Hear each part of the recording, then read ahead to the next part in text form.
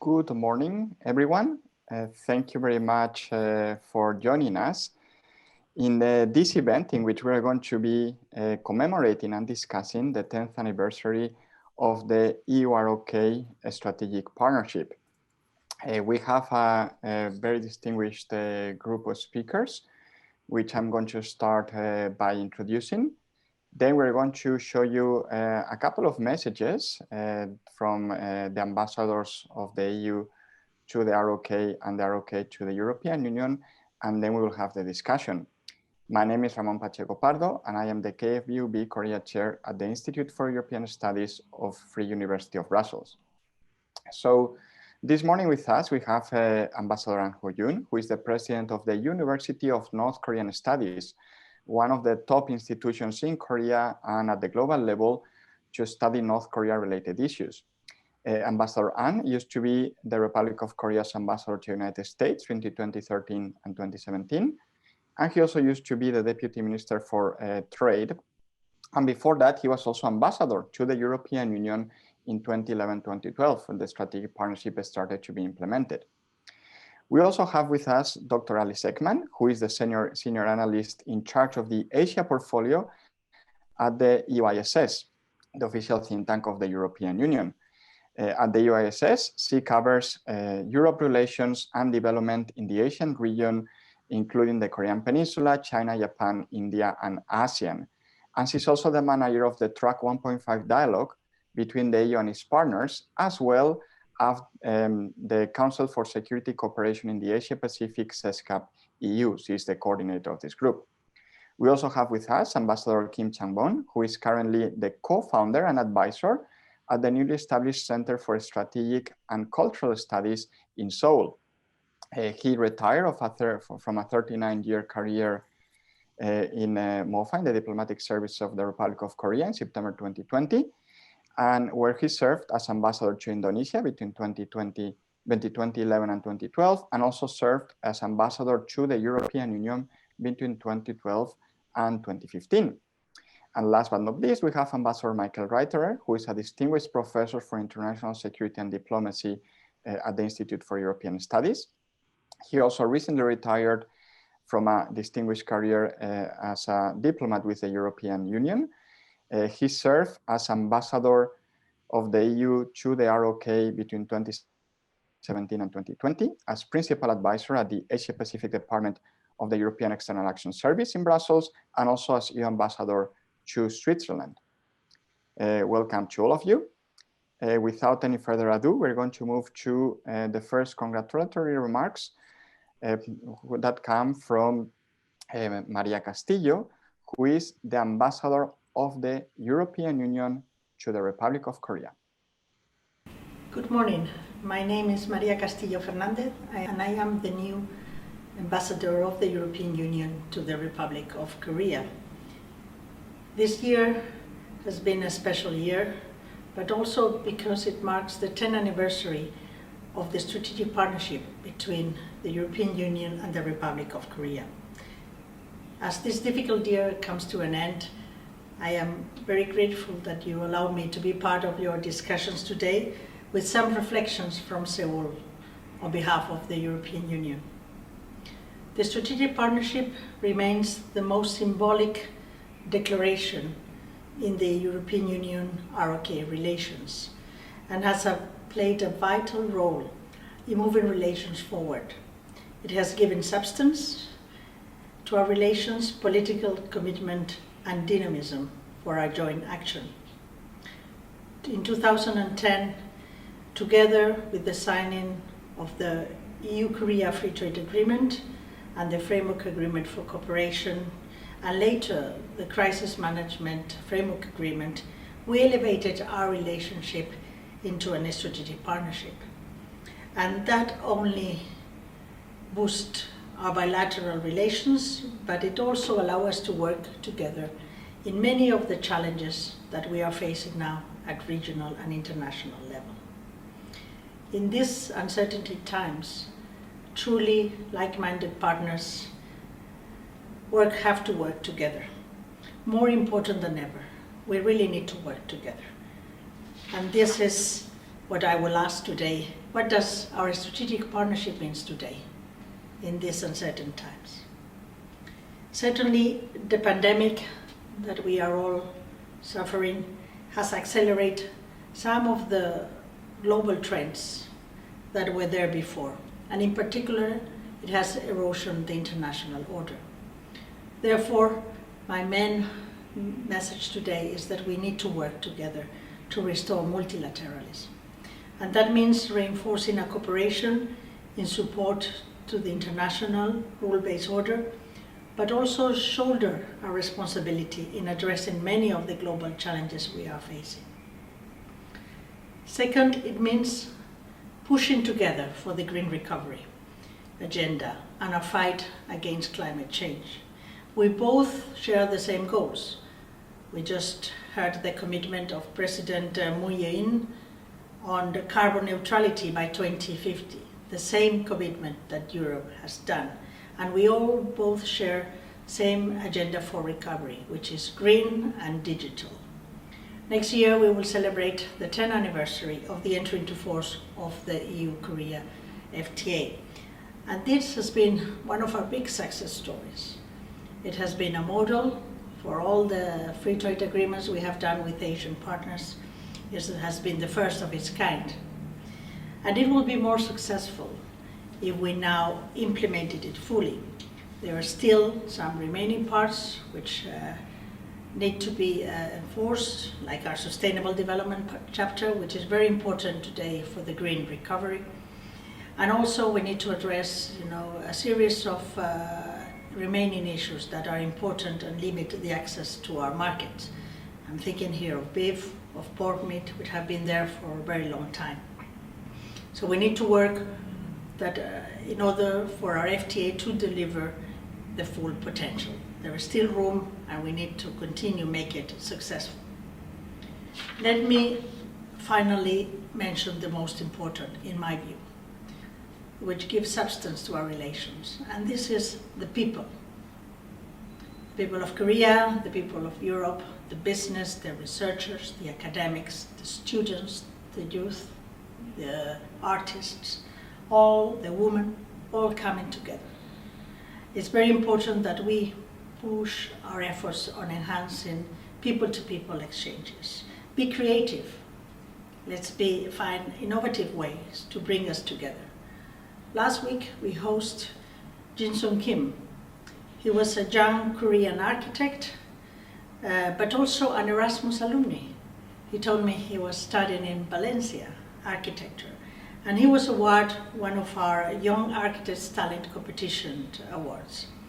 So it is Europe that inspired him. So we need more of these success human stories in our relationship. The EU-Korea Strategic Partnership is one that keeps us moving in a pali-pali way, as you say in Korea. Let us use this 10th anniversary, but mainly not to stay just in diplomatic words. Let us put our words into joint action. Let us find more ambition, let us find more dynamism, and let us find and build more trust. In Korea, we have a very active Team Europe. That means 23 member states with embassies here, our chambers, the European Union delegation. We need to put them all together and put all their efforts and their assets, and therefore bring, the new dimension to this relationship for the next 10 years. As President von der Leyen said, we count on working with South Korea, bilaterally, but also internationally. Korea has the possibility to become a regional leader, a model, an example for other partners in Asia.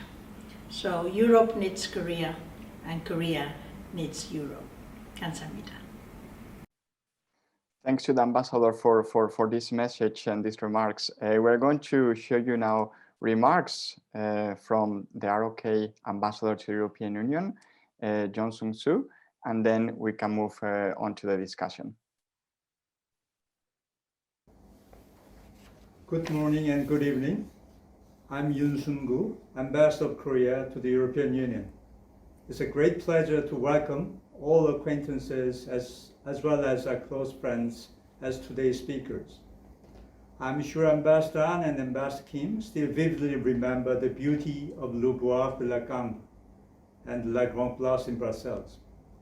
I send my warmest regard to Ambassador Reiter, who worked with me until recently to enhance Korea-European Union relations.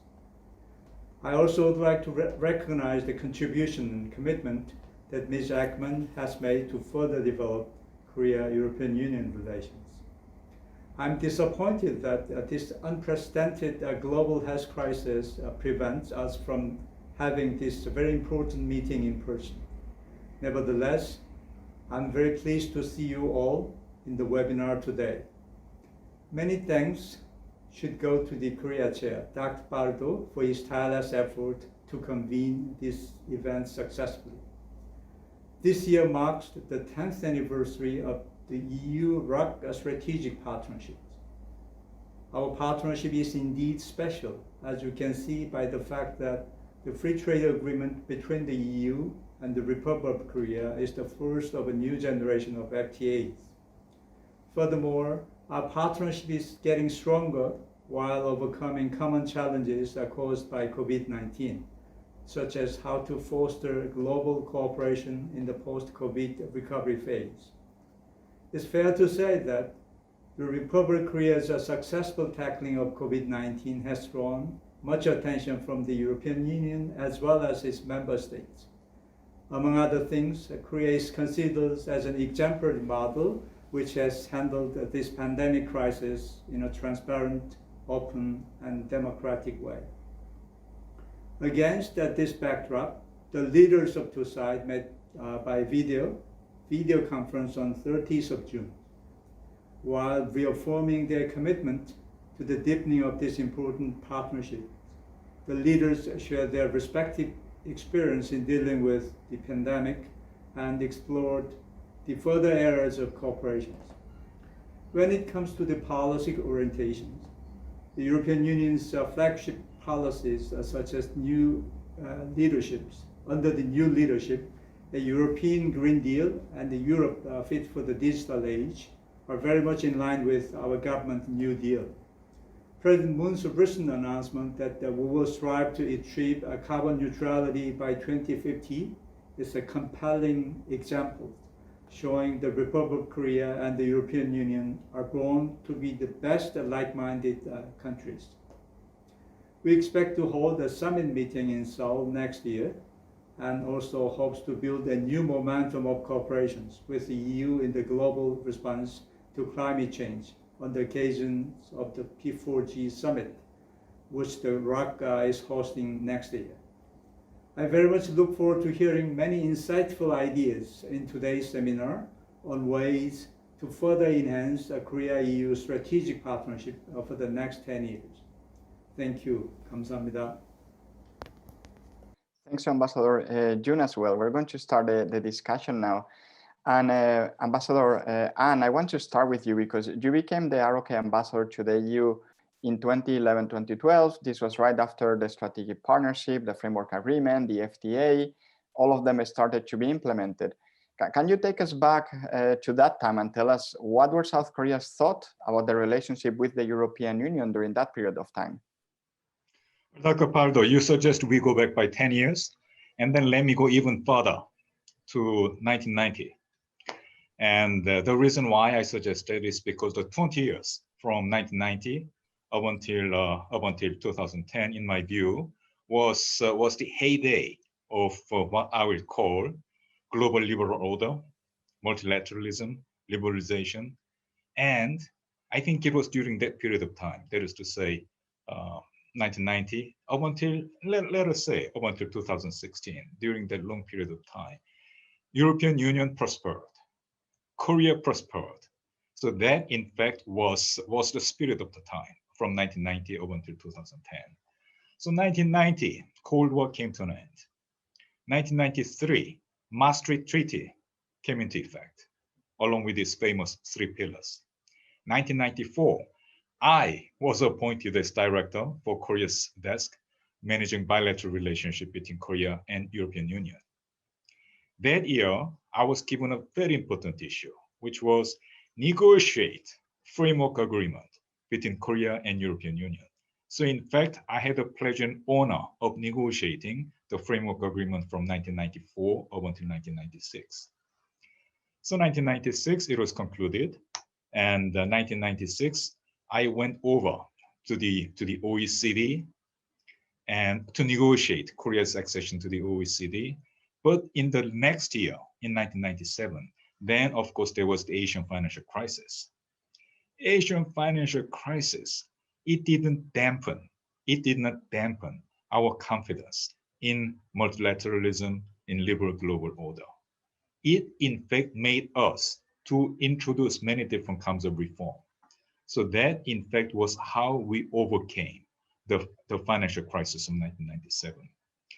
10 years later, in 2008, then there was even bigger financial crisis, global financial crisis. Again, we believed, we had confidence in global liberal order, and we had confidence in liberalization, in multilateralism. That year, I was appointed as something called the Deputy Minister for Trade. And then in that capacity, I began to work as a Sherpa for Korean president for the G20 process. So that in fact was continuation of, as I told you, the spirit of the time, which is our confidence in multilateralism, in global liberal order. 2010, as you rightly pointed out, then we concluded Korea-EU FTA, and then we in fact concluded the amended framework agreement, and then started strategic partnership. So it was against this background that I came to Brussels as an ambassador in 2011. And in fact, it was in July 2011 that Korea-EU FTA came into force.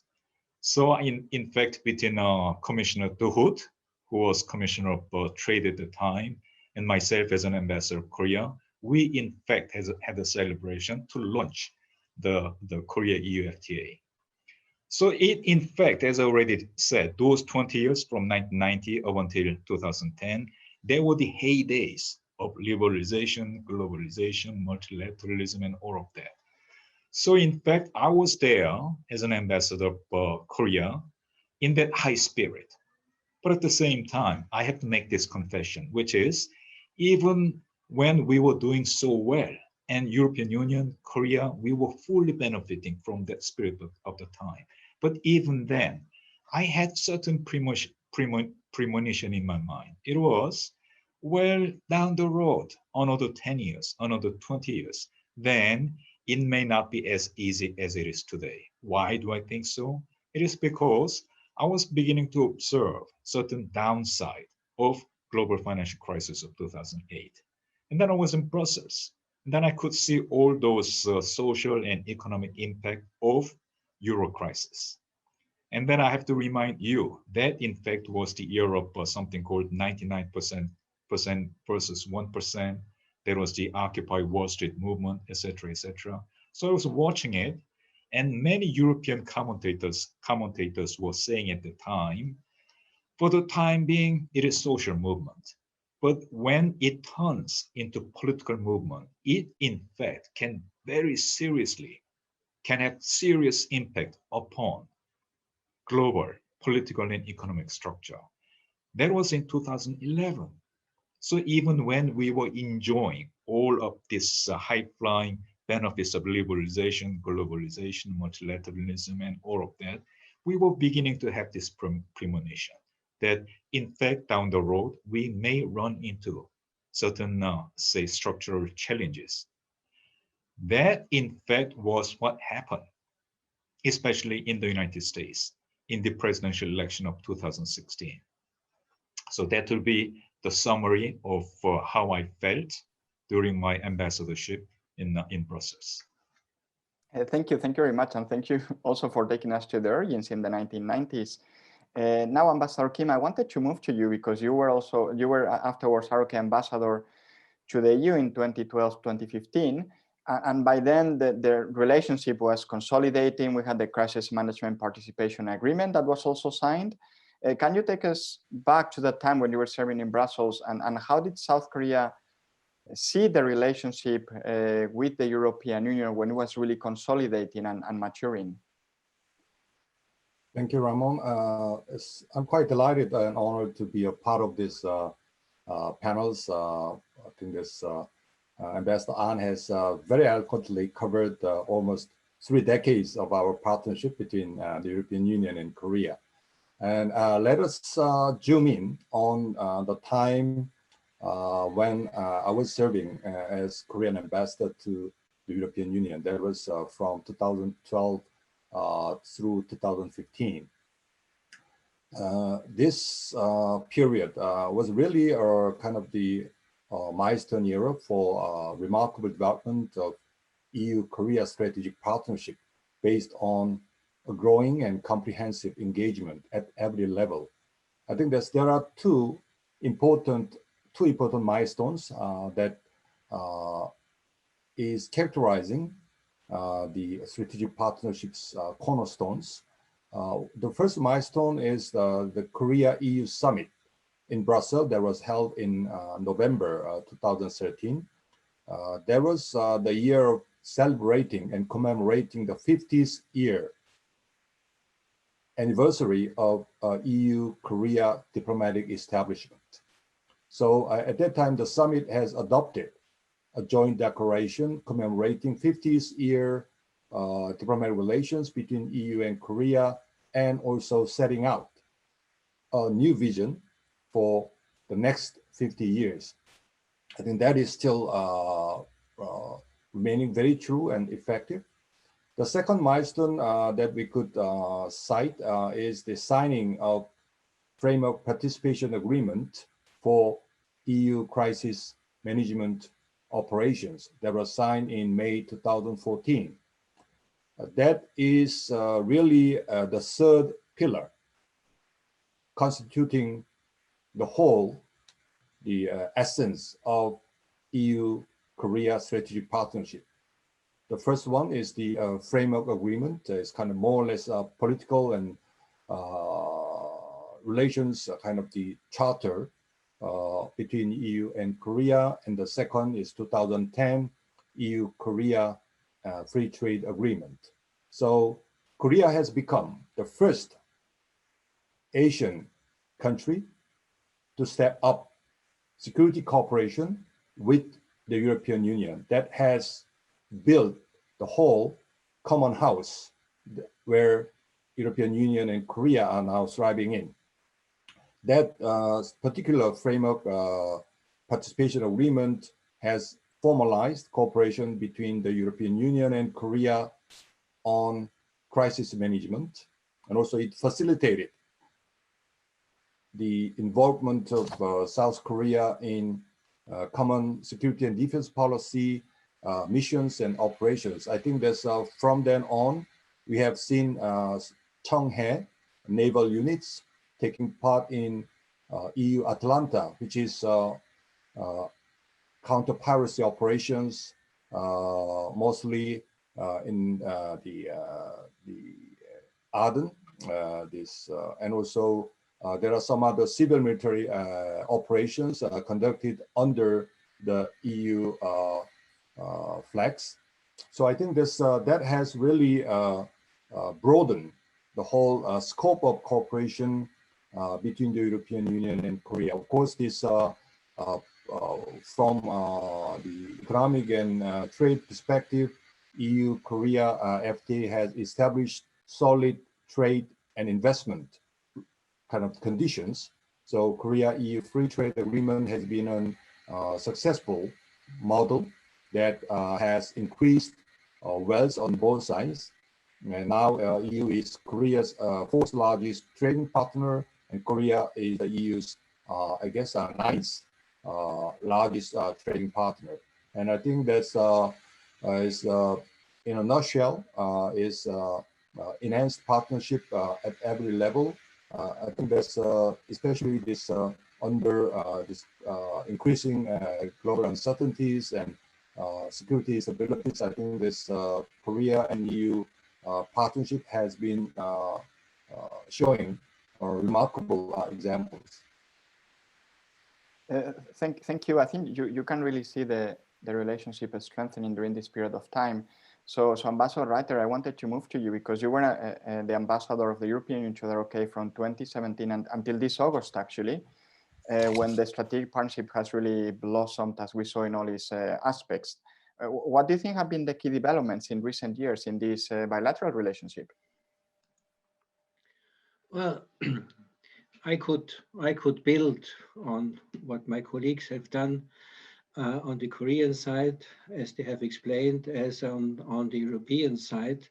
And I would just like to add one element to Ambassador Kim. I also appreciated very much to participate in the opening of the Korean Cultural Center in Brussels, because that added a very important dimension to our relationship, and the center is very active. And I had also the pleasure in organizing a joint event at one of the Europe Days, where simultaneously we could enact activities in Brussels and Seoul, and that was the first sign of connectivity, even before connectivity became a policy of the European Union.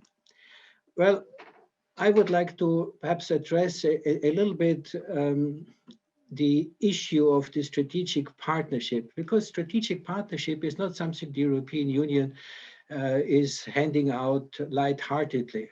There are only 10 in the world and 4 of them in Asia, and Korea is one of them, together with China, Japan, and India. So I think this is a label which carries some weight.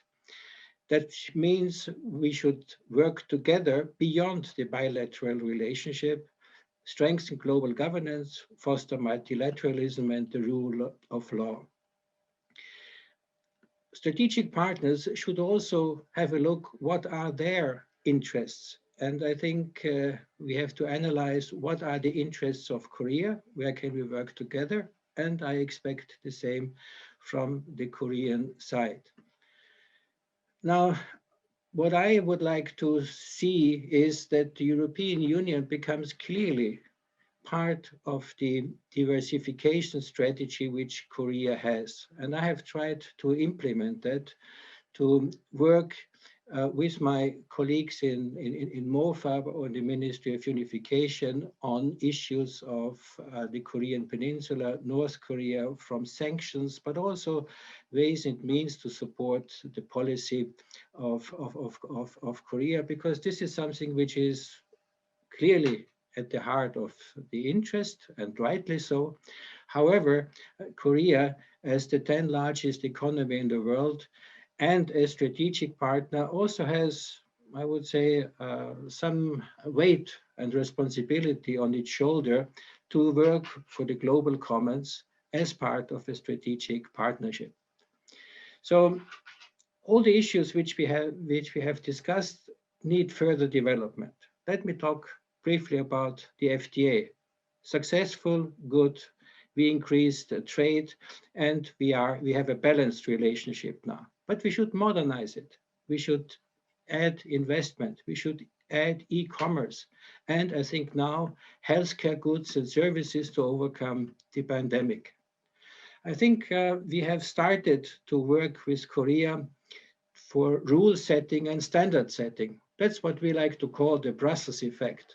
GDPR was a start, but I think we should continue with standards for healthcare goods, for green finance. What makes finance green? The European Union is working on that. If I look at Korea, new forms of transport and mobility are developed. And I think there we should work together in rule setting, but also in research and development. The same applies to the fourth industrial revolution, artificial intelligence, big data. We have to make use of our knowledge. We have to make sure that intellectual property rights are respected, and we also have to address ethical questions. Next issue is climate change.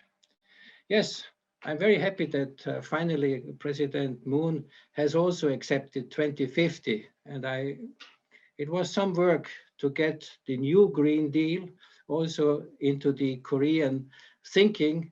And I know that also the National Assembly is now very interested, and I hope that we have a good cooperation also between the National Assembly and the European Parliament, where climate change and recovery for next generation is very important. Security cooperation.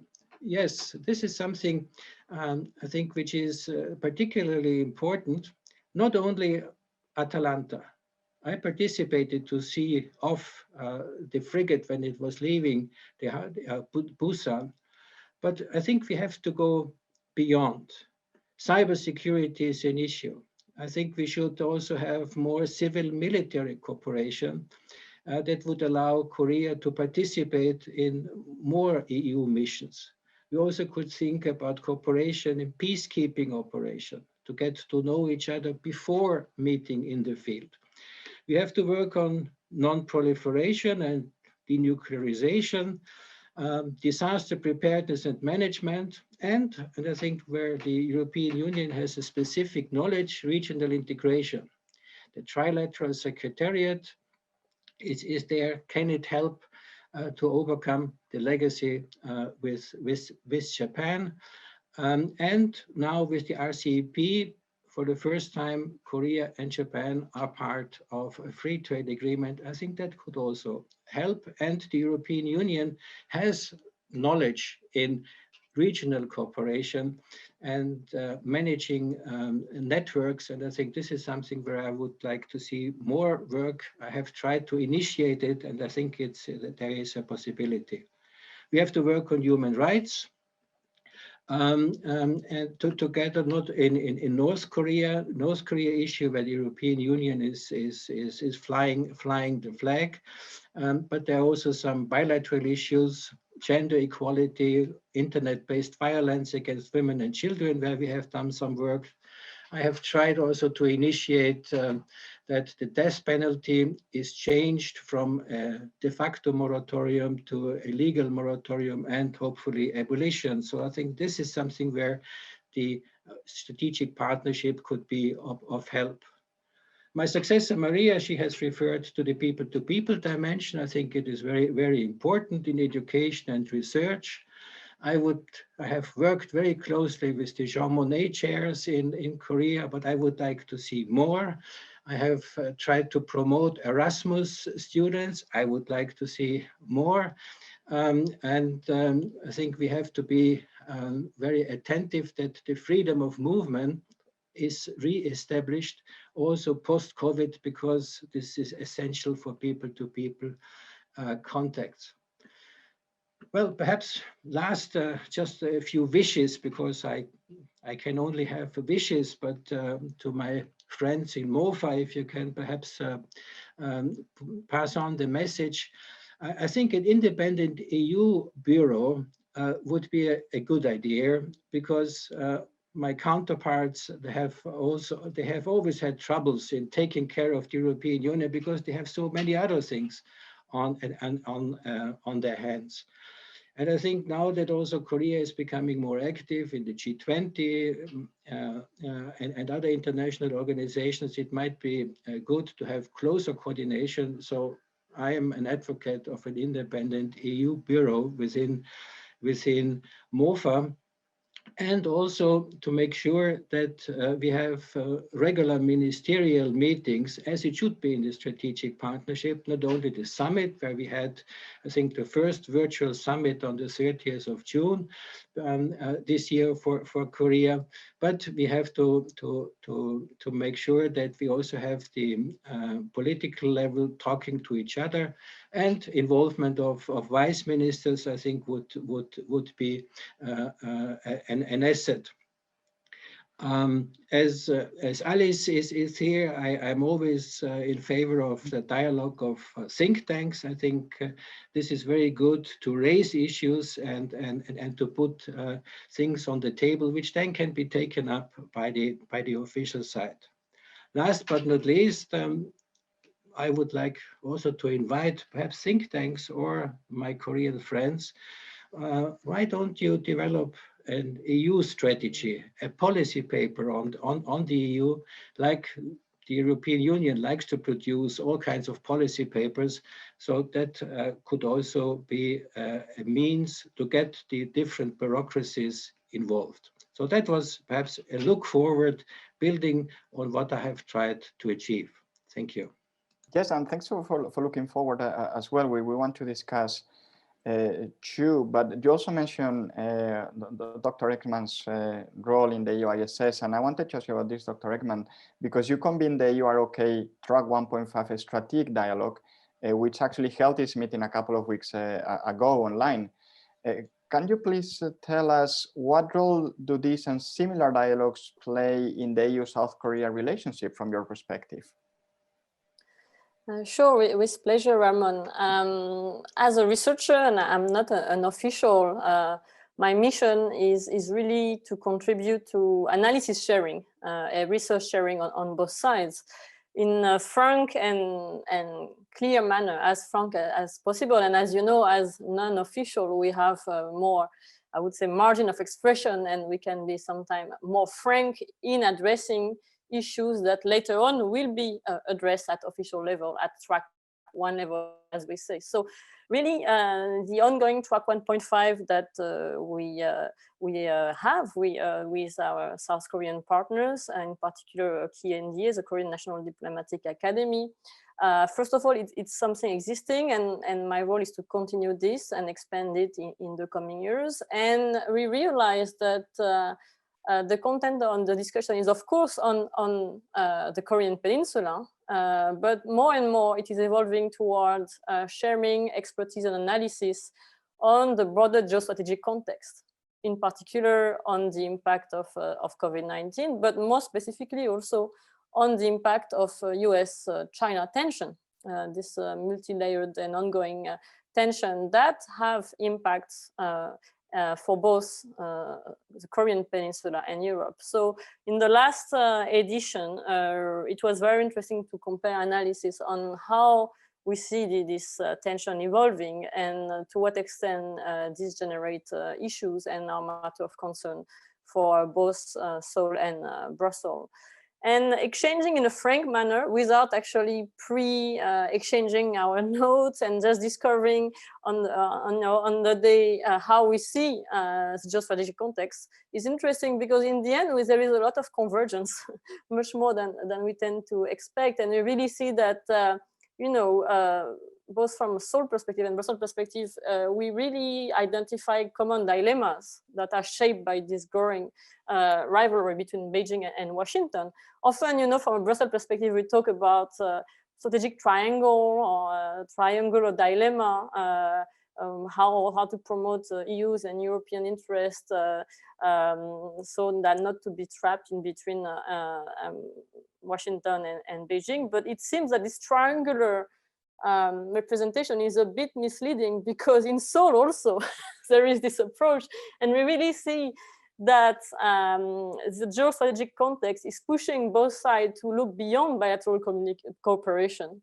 Bilateral cooperation is important, but as Ambassador Reiter just pointed out, there is also a need to cooperate at broader level, at multilateral level, on issues that are not just specific to bilateral relationship. And we can also refer to the process of coalition building. And I remember also before the emergence of US-China tension, there was this debate about middle power cooperation in Seoul, etc. But I think on the same line now, more and more, there is a need to develop cooperation at broader level, and this is pretty. This has appeared in very clear manner during track 1.5 exchanges.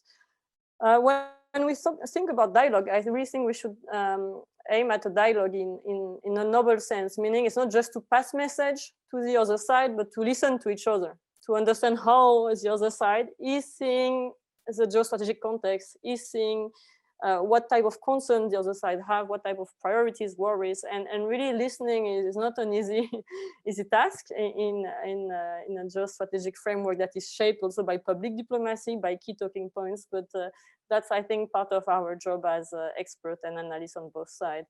So really, it's the ambition here is to reinforce expertise and maintain contacts in this very complex context. And I must say that this last edition that we hosted 2 weeks ago was of a smaller size and it was online, but we really hope to resume and extend and consolidate the dialogue next year in 2021 and really look deeper into a point of recommendation that could be helpful for the policymakers on both sides. I want to underline one important point is that I think there is enough existing EU-South Korea dialogues today. Because often, you know, when we have a dialogue or when we have an exchange, the conclusion is that we should create a new framework of cooperation, a new type of exchanges. And I think there is enough. And it's more how to make the existing dialogue, first of all, to be held regularly, but most of all, to make them more efficient and more precise in identifying key points of recommendation in the end. So really, I really think there is much to do. Also, I think it's fascinating to conduct this type of Tract 1.5 exchange, because also I had the experience, the opportunity to see this when I was based in Seoul for a few months, is that there is a lack of expertise on both sides. Clearly in Korea, in Seoul, due to historical reasons, due to the fact that many experts and analysts in think tanks and universities have been trained, when they've been trained abroad, have been trained in the US, much more than in Europe. They also have a better understanding on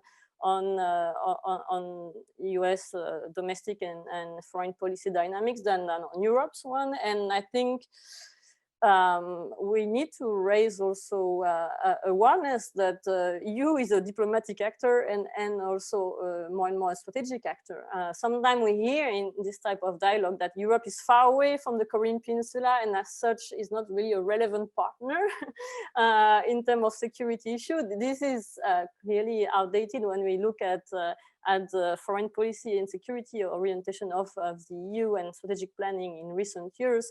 And likewise, on the other side, sometimes in Europe, there is still, I think, a relative deficit of expertise on Korea.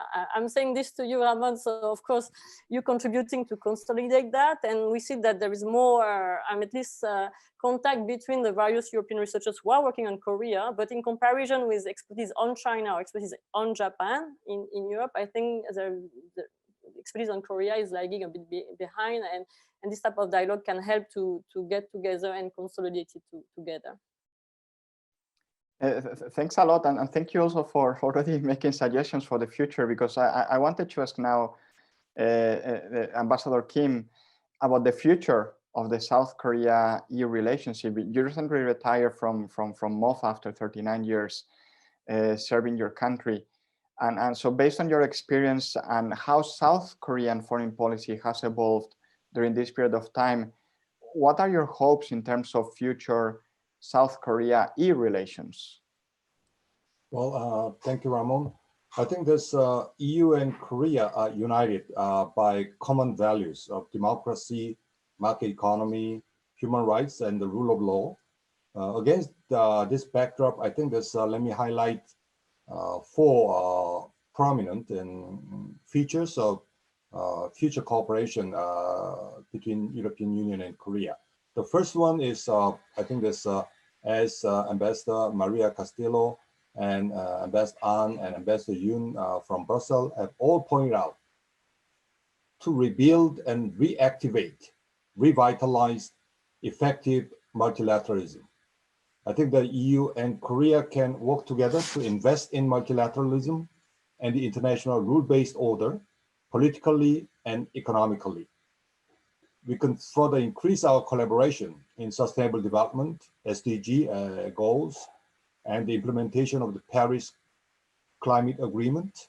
I think especially this joint efforts may be becoming more relevant and effective, taking into account the new US presidency to emerge in January 2021.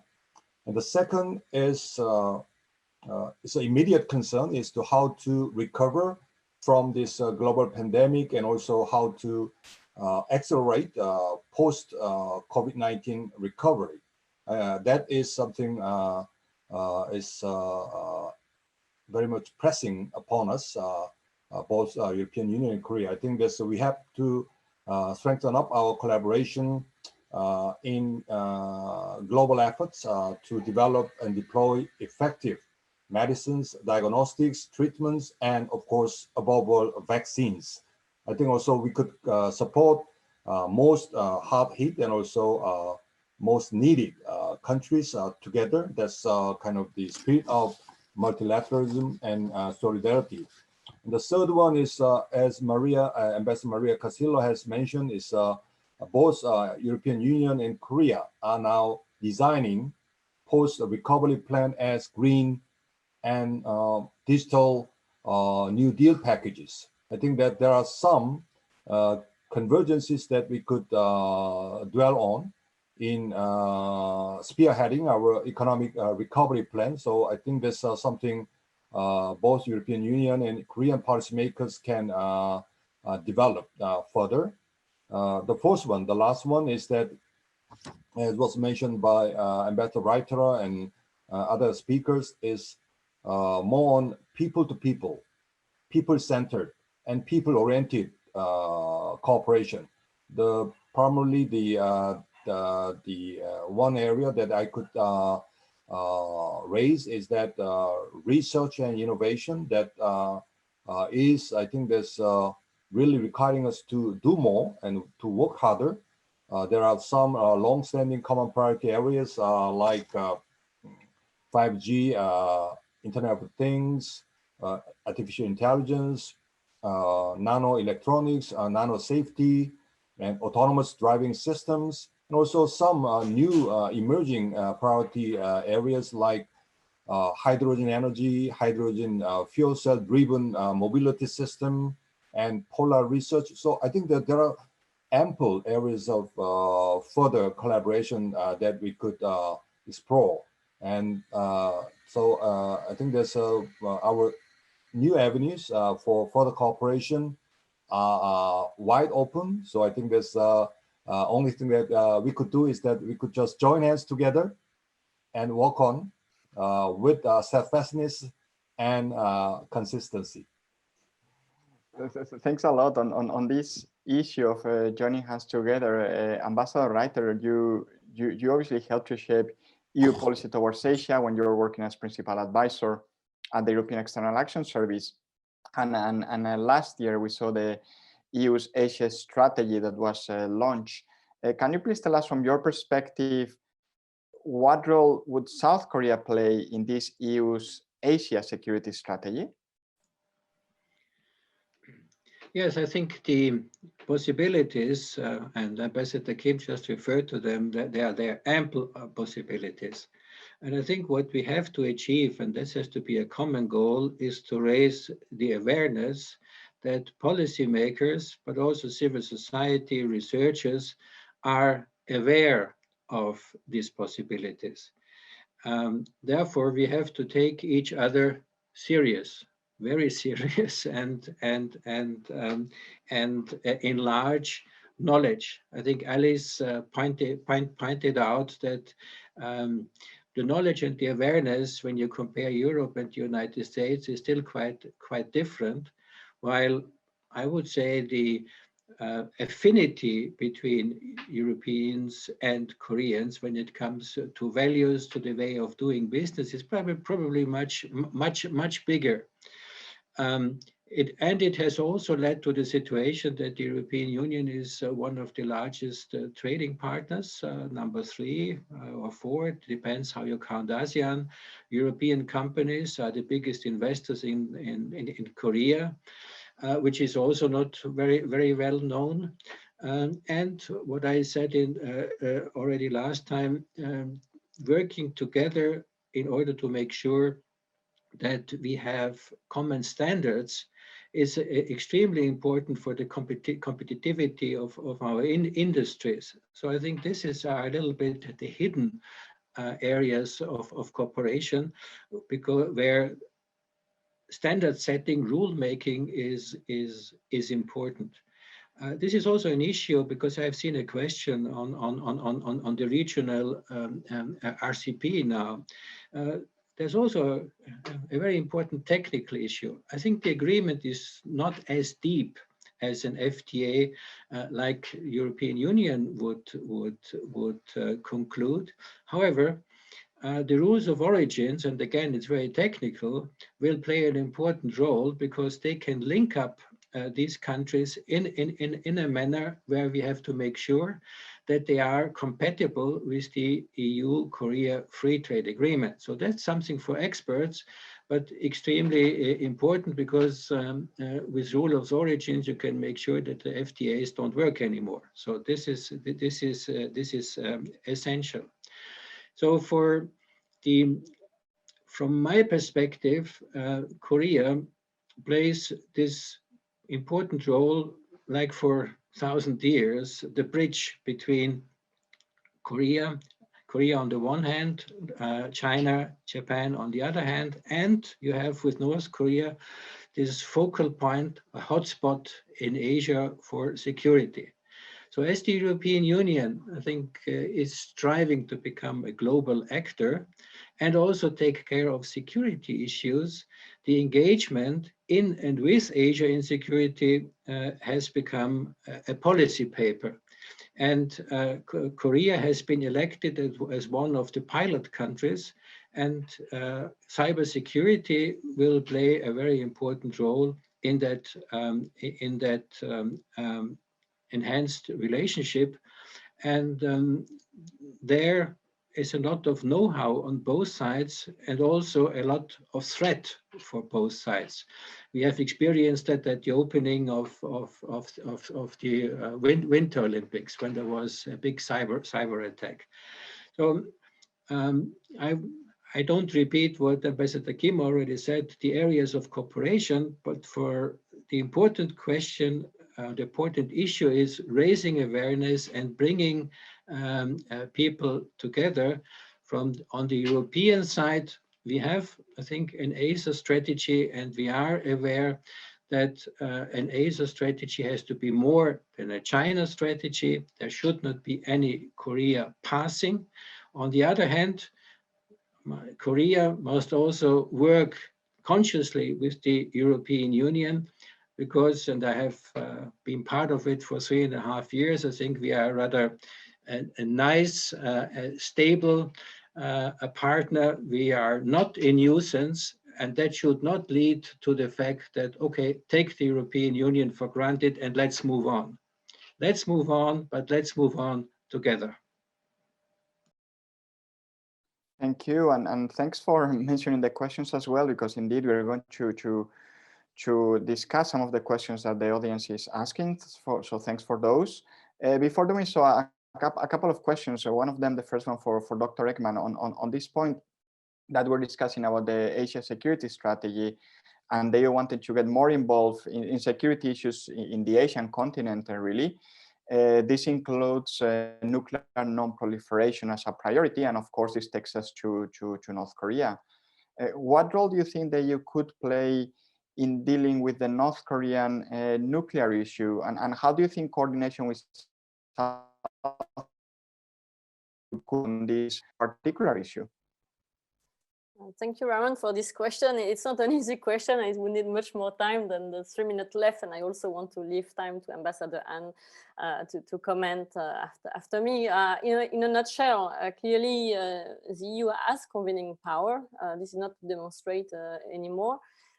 Convening power at EU level, but also at EU member state level. And I would like to remind that the EU member states have 6 embassies also in Pyongyang, so this also can be used in various ways.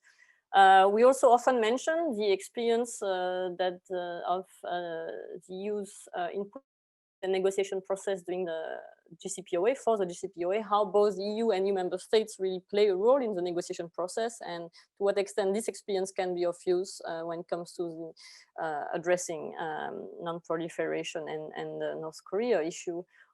Also, we often mention the fact that Europe can share experience, or at least some EU member states can share experience on what they went through previously in the history of peace process or unification process. We can think, of course, about the experience of Germany, which is widely analyzed in Korea, but also the case of Ireland to some extent.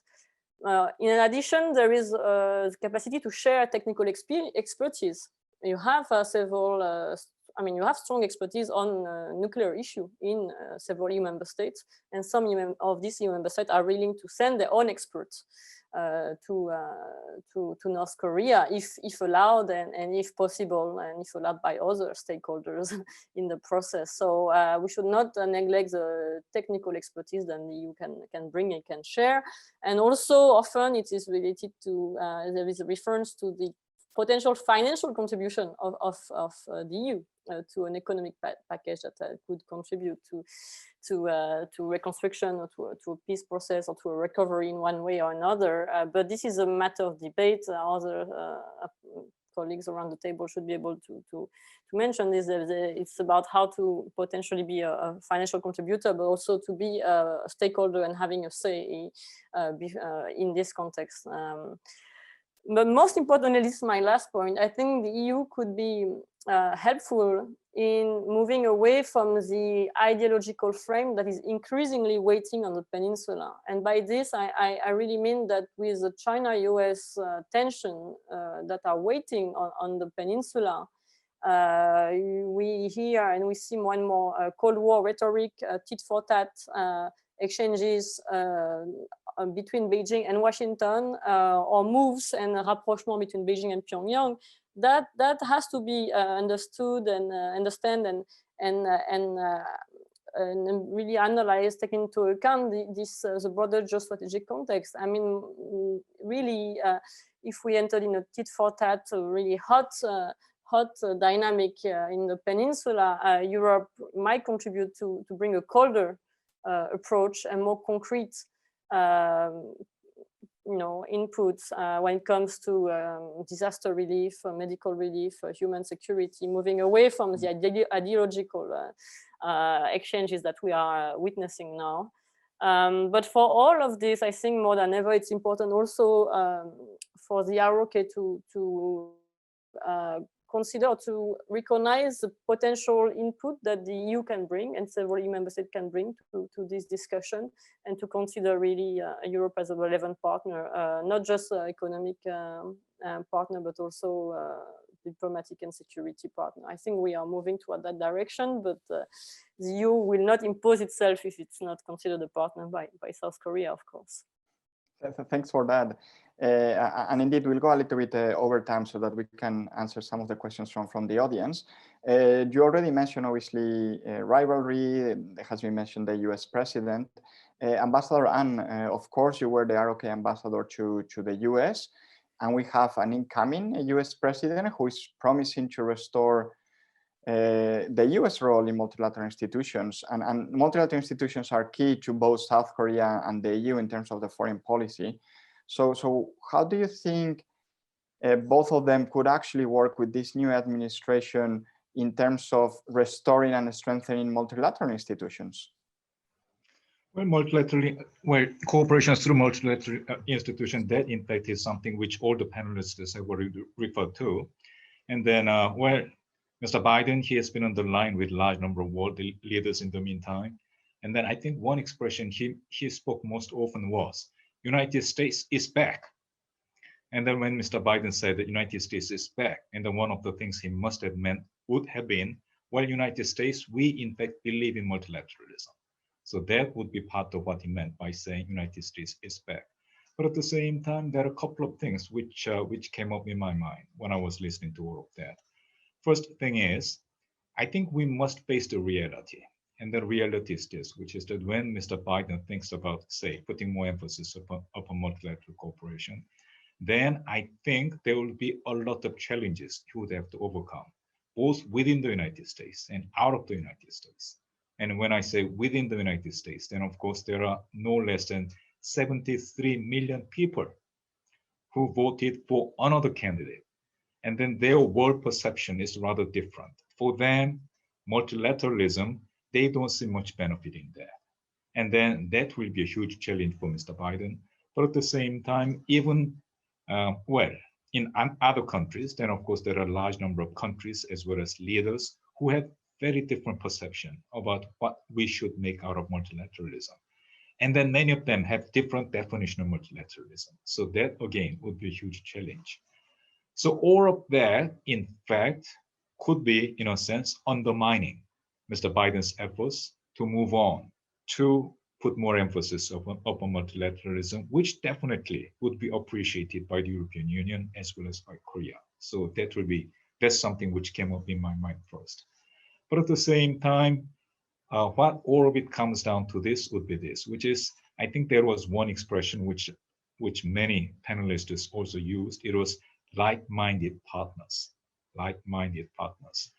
I think on the one hand, I said it is welcome that Mr. Biden is talking about more emphasis on multilateralism. On the other hand, I said we should be recognizing and bracing ourselves against these old challenges that he would have to deal with. What all of it comes down to would be this, which is like-minded countries. We must get together in a stronger manner. If we believe in multilateralism, if we want to make it work, then like-minded countries must get together. So, well, we are talking about all the different kinds of issues. We can move ahead and then work together between European Union and Korea in the meantime. And definitely there would be a large number of things in the multilateral realm.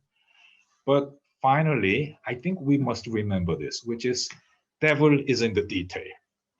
And unless multilateral institutions cannot deliver, then of course all of this macro level thinking and macro level discussion, that in fact would not help to restore confidence in multilateral process.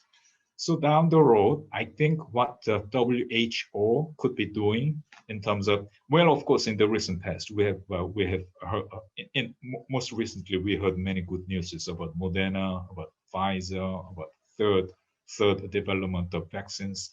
But developing vaccine is one thing, but producing them in sufficient quantity is another huge challenge.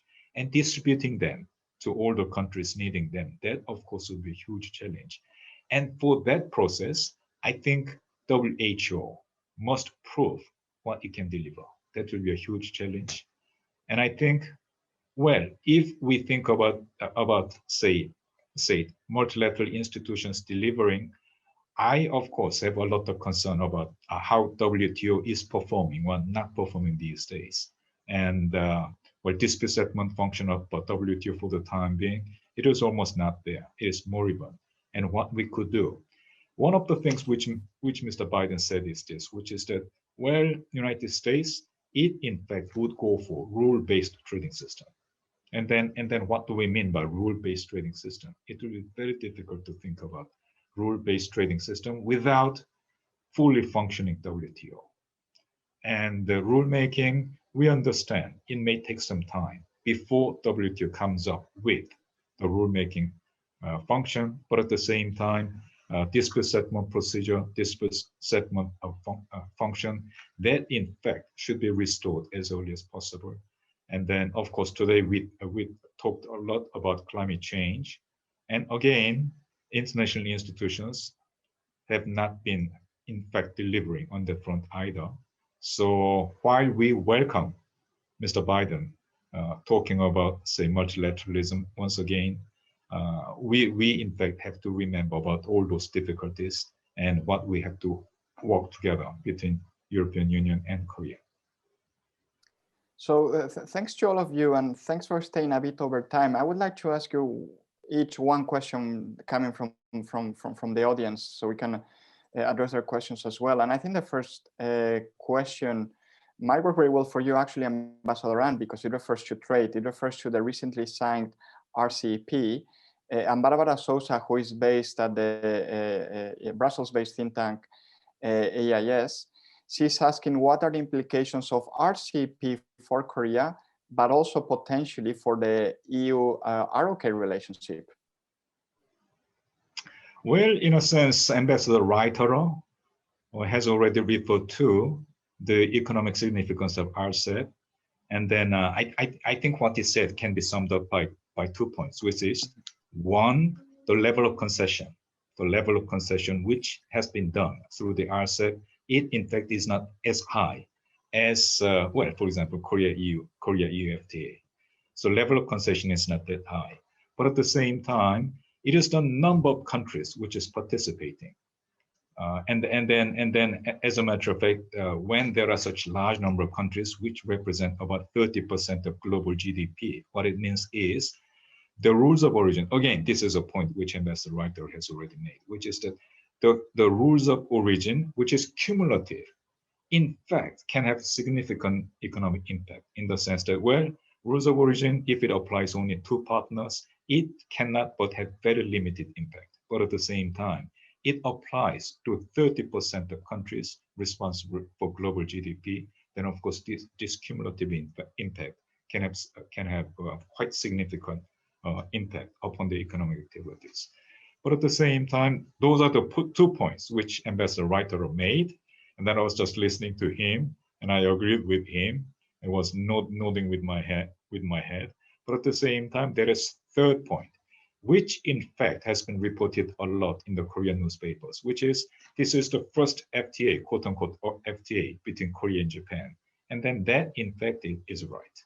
As a matter of fact, between Korea and then Japan, we began our negotiation for an FTA very early on. That goes back to sometime like 2003. And it had to be put on the sidelines. Why? It was not moving forward. So we had to put it on the shelf. But this one, RCEP, because Korea is in, Japan is in, it just turned out to be the first FTA between Korea and Japan. So in that respect, I looked into the list of concessions between Korea and Japan, and then I was not surprised to finding that in fact both Korea and Japan ensured that this RCEP would not in fact affect the items of highest interest for Japan and Korea. For example, Korea, then automobile was not in. So that in fact is something we have to think about. But at the same time, again, Korean newspapers these days talk a lot about, well, if Korea is in RCEP, then why not TPP? So that again is something we have to think about. Thank you. Thanks a lot, and thanks also for mentioning CPTPP. Dr. Ekman, the next question I think is for you because it actually touches on China, and of course you're also a China specialist. So we have Min-Kyung Park, who is an MA student in Bochum in Germany, and she's asking, what can the relationship between the EU and the ROK contribute to regional security in East Asia when we are living at a time when there is US-China competition?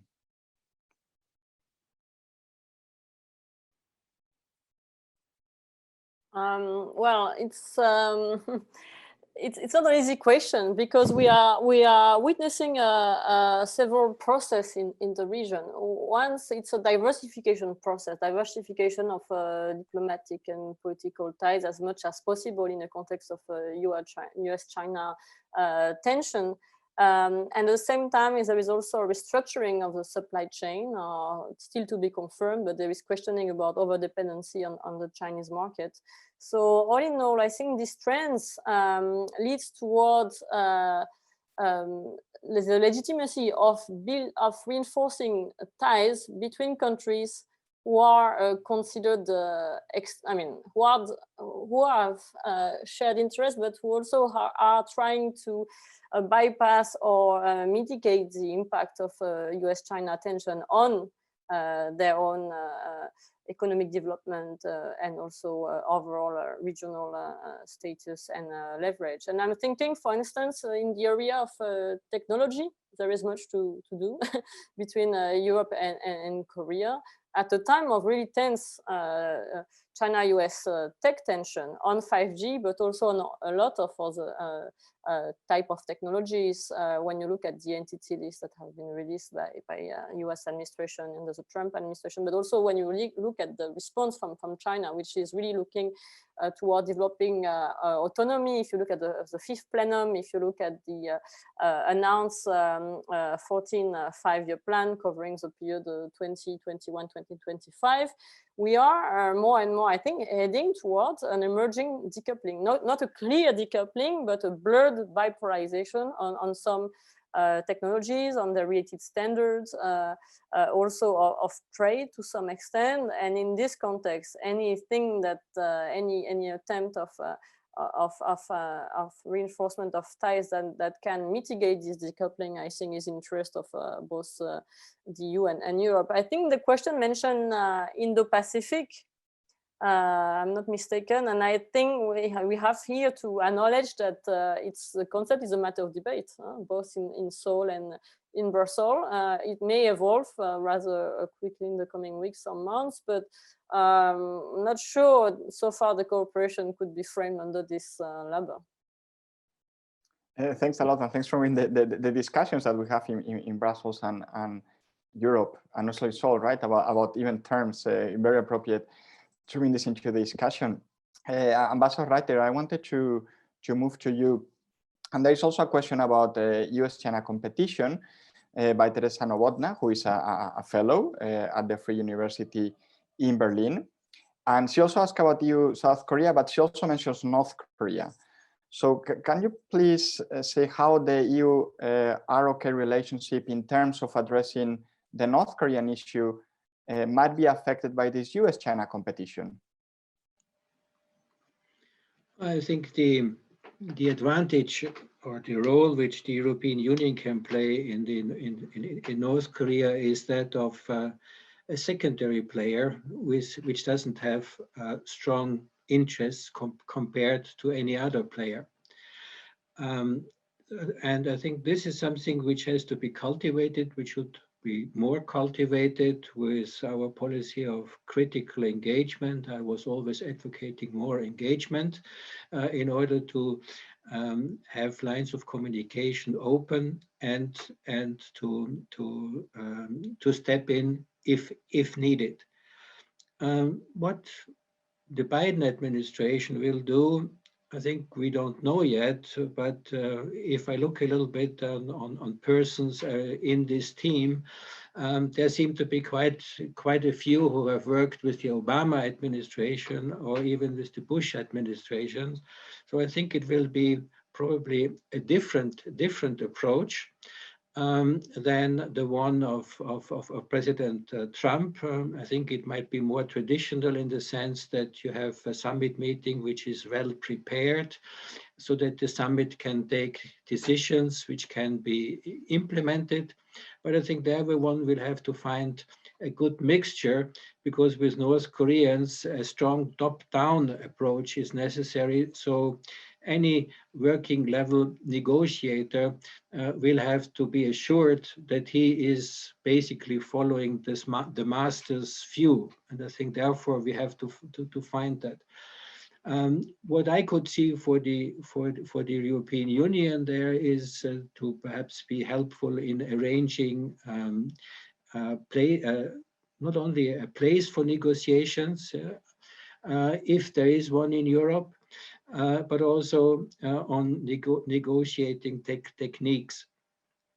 When it comes to China, I think the relationship between the European Union and China is also undergoing change. But I would think that that the Korean Peninsula could fit into the category where China is a partner and not a competitor or a systemic rival. And I think that could be taken up also on the European side, because China, whether it admits it or not, plays an important role in this equation on Northeast Asia.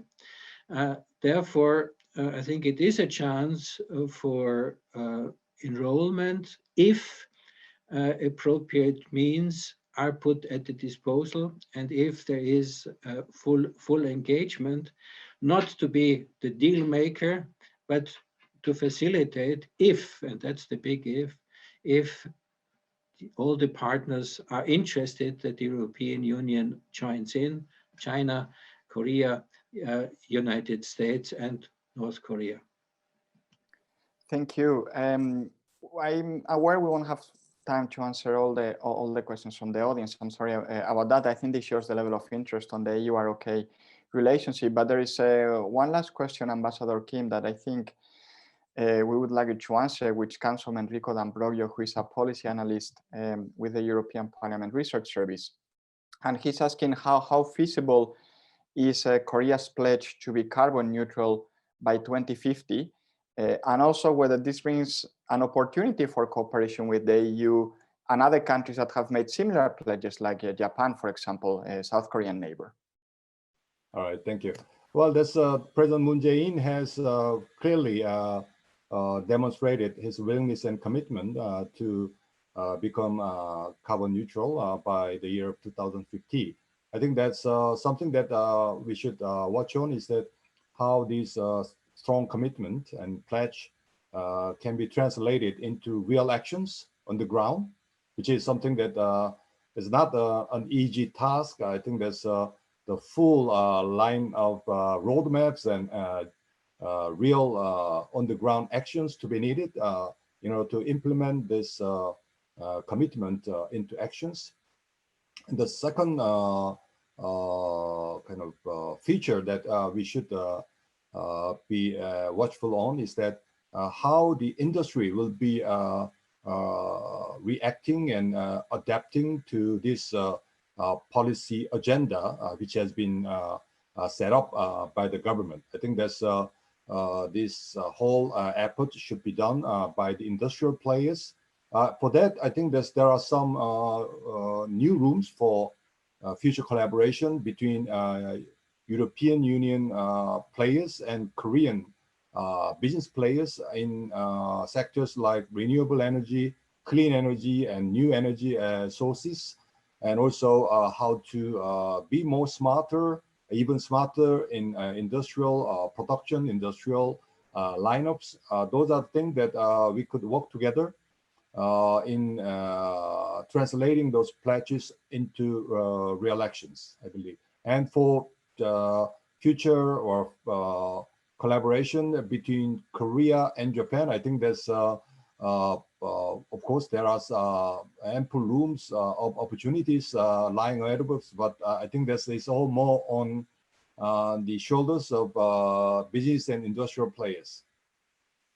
Okay, thank you very much. And thanks also for reminding us that business is also part of this relationship between the EU and the ROK. We don't have time for anything else. We actually went over time. So thank you very much to the four speakers for sharing their time with us and analyzing really all aspects of this relationship between South Korea and the European Union, 10th anniversary of the strategic partnership. Thanks also to the two ambassadors, Ambassador Jun, Ambassador Castillo, for their messages. And obviously, of course, thanks to the audience for staying with us and for the questions that you have asked. At the KFUB Korea Chair, we have a number of publications that discuss the relationship between the EU and the ROK. So I invite you to access them. And we will be having more events, hopefully face-to-face next year, to discuss the relationship between both countries. Thanks to everyone.